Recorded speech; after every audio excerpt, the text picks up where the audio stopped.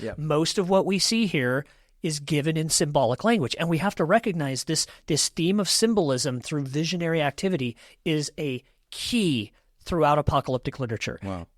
There are whole interpretive methodologies that are built around a literal interpretation of prophetic material.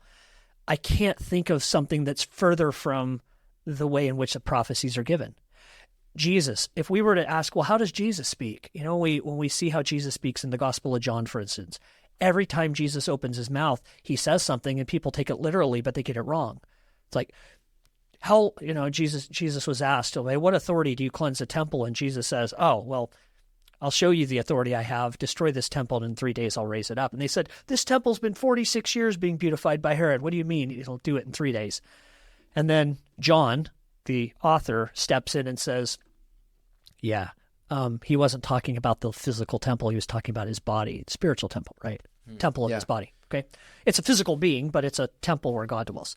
And then it happens again in chapter 3, Nicodemus, you must be born again. What? Can a man climb back into his mother's womb and be born again? No, you have to be born spiritually. You've already had a physical birth. You need a spiritual birth. Jesus tells the woman at the well, right? If you knew who I was, you would have asked me for water, living water, running, flowing water. I'd have given it to you. And she says, oh, show me where this water is so I don't have to come to this well to draw this water anymore. I'll just pipe some of this flowing water right into my house.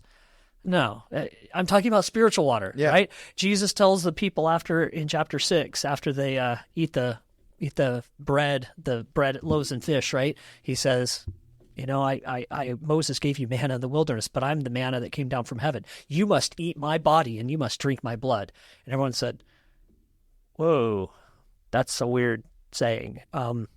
Eat your body and drink your blood. How about no?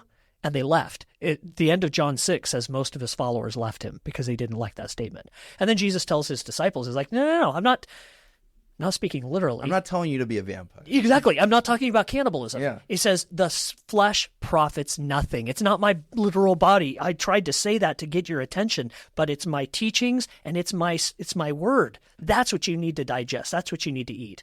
And then again in John chapter 11, when Lazarus dies, Lazarus was one of his good friends, and Jesus, you know, finds out he's sick and doesn't go. And we talked about this, I think, when we talked about the topic of hell, right? Right. But Jesus ends up going later after Lazarus is dead, and he tells his disciples, look, Lazarus is just asleep, and I'm going to wake him up. And they say, well, if he's asleep, he'll wake up on his own. Why do we have to go there? People wake up from sleep. Jesus says, okay, he's dead, but I'm the one who can wake him up. And because I can wake him up, death is only asleep. It's not anything you have to worry about.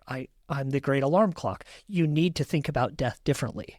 It's asleep. And whoa, like that's a new concept, right? Yeah. And everyone in John keeps taking Jesus literally. If we try and take this literally, King Nebuchadnezzar saw a statue. It was like, oh, I saw a statue and there's gold. And it's like, he saw an image in his mind. He didn't see a literal one on earth.